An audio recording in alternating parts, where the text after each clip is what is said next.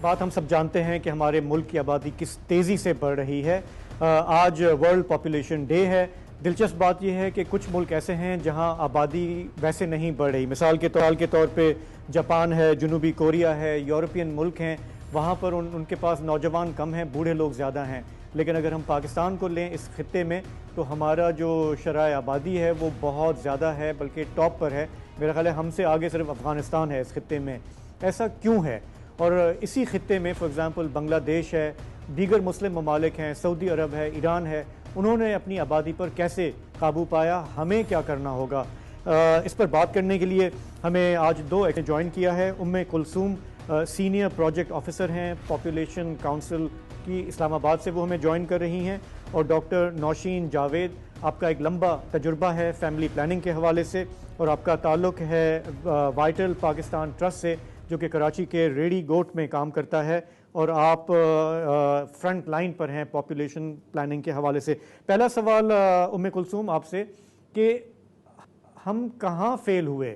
ہم باتیں تو کرتے رہتے ہیں پاپولیشن کنٹرول کرنے کی، لیکن کیوں ہماری پالیسیز مؤثر نہیں ہو پائی ہیں اس حوالے سے، کانٹرسیپشن دینے کے حوالے سے، خواتین کو بااختیار کرنے کے حوالے سے؟ سب سے پہلے آپ کا بہت شکریہ کہ آپ نے مجھے موقع دیا اس ورلڈ پاپولیشن ڈے پہ بات کرنے کے لیے۔ دیکھیں، پاکستان کی جو آبادی ہے وہ ہم سب جانتے ہیں کہ بہت تیزی سے وہ بڑھ رہی ہے۔ اگر ہم اس بڑھتی ہوئی آبادی کو بنیادی انسانی حقوق کے تناظر میں دیکھیں تو ہمیں اس بات کی یہ سمجھ آتی ہے اور یہ ہمیں پتہ چلتا ہے کہ جتنی تیزی سے ہماری آبادی بڑھ رہی ہے، ہم تو کوئی بنیادی حقوق ہی فراہم نہیں کر سکتے۔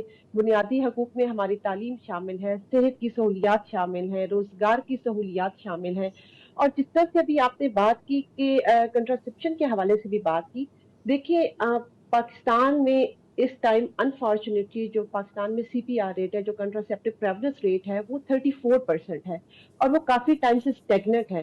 اگر ہم خطے میں اپنے دوسرے ممالک کی طرف دیکھیں، جیسے بنگلہ دیش ہو گیا، انڈیا ہو گیا، تو انہوں نے ایک ایسے وقت پہ فیصلے لیے جس ٹائم پہ وہ اپنی آبادی کو انہوں نے مینج کرنے کے بارے میں سوچا، اور انہوں نے پاپولیشن کی جو مضبوط پالیسیز بنائی، اور اپنی بہت زیادہ ایفرٹ کر کے انہوں نے اپنی جو پاپولیشن اس کو پائیدار سطح تک پہنچایا۔ جی لیکن انفارچونیٹلی پاکستان میں ہمارے جو سوشو کلچرل ڈائنامکس ہیں اور کافی ساری چیزیں ہیں، ہمارے یہ توجہ کا مرکز ہی نہیں رہا۔ ہم نے کبھی اپنی پاپولیشن کو بنیادی حقوق کی نظر سے دیکھا ہی نہیں ہے۔ اگر ہم اس کانٹیکسٹ میں دیکھتے اور ہم اس کانٹیکسٹ میں سوچتے کہ ہماری خواتین جو ہر سال سالانہ 11,000 اینولی ہماری میٹرنل ڈیتھس ہو رہی ہیں، جی اور یہ اگر آپ ہیومن رائٹس کے کانٹیکسٹ میں دیکھیں، یہ بڑی پینفل بات ہے کہ 11,000 مدرز آر ڈائنگ اینولی، جی تو ہم نے انسانی حقوق کے کانٹیکسٹ میں دیکھا ہی نہیں، ہم نے بالکل انہیں وہ بالکل۔ سہولیات فراہم ہی نہیں کی۔ آپ نے انسانی حقوق کی بات کی، اس دفعہ جو زیادہ ایمفسس ہے دنیا بھر میں وہ یہی ہے جینڈر ایکوالٹی، یعنی کہ صنفی مساوات۔ ڈاکٹر نوشین، میں آپ کی طرف آؤں گا۔ آپ چونکہ اب یہ پاپولیشن کنٹرول جو ہے یہ تو ہے تو پروونشل سبجیکٹ ہے، صوبائی سبجیکٹ ہے، اور آپ کام کرتی ہیں گراس روٹس لیول پہ۔ مجھے یہ بتائیں کہ جب ہم کہتے ہیں کہ خواتین بااختیار نہیں ہیں، تو آپ جن خواتین سے ڈیل کرتی ہیں جو 5 6 7 8 بچے پیدا کر رہی ہیں، اور انہیں اگر آپ بتاتی ہیں کہ کانٹرسیپشن کے بارے میں، اپنی صحت بہتر کرنے کے بارے میں، تو آپ کو کیا باتیں سننے کو ملتی ہیں؟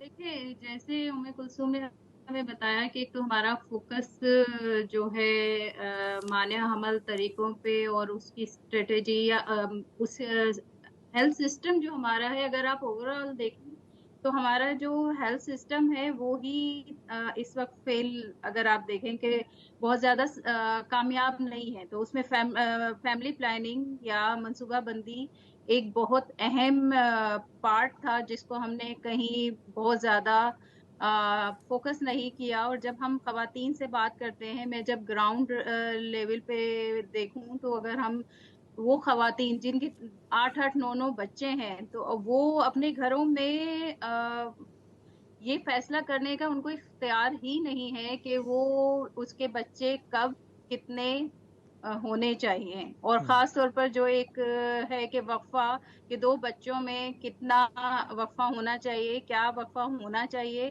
تو یہ ان کو اختیار ہی نہیں ہے۔ اس کا اختیار یا تو اس کی ساس کے پاس ہے یا اس کے شوہر کے پاس ہے۔ ہاں تاکہ وہ دونوں ڈیسیجن میکر ہیں، وہ دونوں اس کے بارے میں فیصلہ کرتے ہیں اور بالکل سب ٹھیک. سے پہلے یہیں پہ بات رک تو جاتی ہے۔ ام کلثوم یہ بتایا نا کہ یہ رویے کیسے چینج ہوں گے؟ مطلب میں یورپ سے کمپیئر نہیں کر رہا، میں بنگلہ دیش سے کمپیئر کر رہا ہوں، وہ ہمارے جیسا ہی ایک ملک ہے.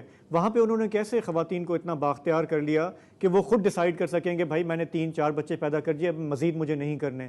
ہم کیوں نہیں اس کو چینج کر سکے؟ اس میں ہمارا کہاں پہ ہماری کوتاہی ہے؟ ہمیں کیسے اس کو ٹھیک کرنا ہے؟ جی، سب سے پہلے تو دیکھیں تعلیم جو ہے وہ ایک بنیادی حق ہے ہمارا. آرٹیکل 25A کے ذریعے کانسٹیٹیوشن آف پاکستان ہمیں یہ رائٹ دیتا ہے تعلیم کا. جب ہماری خواتین کے پاس تعلیم نہیں ہوگی تو آف کورس ان کے پاس ڈیسیژن میکنگ پاور نہیں ہوگی. ایک ریسرچ یہ شو کرتی ہے کہ ہمارے ہاں صرف 10% خواتین ایسی ہیں، اور وہ خواتین ہیں جو پڑھی لکھی ہیں، جو کہ اپنی صحت کے انڈیپینڈنٹ فیصلے لے سکتی ہیں. جو کہ خواتین تعلیم میں ہے ہی نہیں، اور ہماری آلموسٹ 48% خواتین ایسی ہیں جو کہ الٹریٹ ہیں.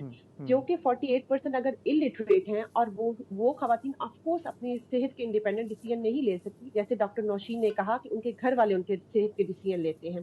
اگر آپ پڑوس ممالک کی بات کریں تو انہوں نے سب سے زیادہ اپنی ایجوکیشن اور ہیلتھ سسٹم میں انویسٹ کیا. انہوں نے اپنی تعلیم میں انویسٹ کیا، اور انہوں نے تعلیم کے ذریعے یہ بتایا، یہ اویئرنیس کریٹ کی کہ آپ فیملی پلاننگ کو کس طرح سے استعمال کر سکتے ہیں، اور وہ کتنا امپورٹنٹ ہے آپ کی صحت کے لیے. بیکاز ایک صحت مند ماں ہی ایک صحت مند معاشرے کو پرورش اور نشو نما کرتی ہے اور آگے لے کے بالکل جاتی صحیح ہے. ہے. جب ایک ماں کے پاس تعلیم نہیں ہے، اس کی صحت بہتر نہیں ہے، تو وہ آگے جا کے کس طرح سے کر سکتی ہے. تو سب سے زیادہ ہمارے لیے ضروری ہے کہ ہم تعلیم پہ انویسٹمنٹ بالکل کریں. ٹھیک ہے. تو دیکھیں تعلیم آپ نے بات کی، تعلیم ظاہر ہے کہ بہت ضروری ہے، شعور دینا لوگوں کو بہت ضروری ہے، آگہی دینا بہت ضروری ہے. ڈاکٹر نوشین یہ بتائیے گا کہ ہم فوکس کرتے ہیں خواتین پہ، لیکن ہمیں مردوں کو بھی تربیت کرنی ہے نا، انہیں بھی سکھانا ہے کہ آپ تو زیادہ اس میں انوالو نہیں ہوتے، سارا جو اس کا بوجھ ہے بچہ پیدا کرنا، اس کی پرورش کرنا، وہ پرائمریلی طور پہ ماں کرتی ہے. مردوں کا ذہن تبدیل کرنے کے لیے ہمیں کیا کرنا پڑے گا؟ دیکھیں ابھی جیسے میں نے کہا کہ اختیار عورت کے پاس ہے ہی نہیں، تو فیصلہ کرنے کا اختیار آدمی کے پاس ہے کہ اس کے کتنے بچے ہونے ہیں اور اس کی بیوی کو وقفہ کرنا ہے یا نہیں. لیکن ہمارے ہاں المیہ یہ ہے کہ ہمارے ہاں جو شادی شدہ جوڑا ہے، میاں بیوی آپس میں اس مسئلے پہ بات نہیں کرتے. اور یہی وجہ ہے کہ اب بہت ساری جو ہماری آرگنائزیشن ہے انہوں نے میل فیکٹر پہ کام کرنا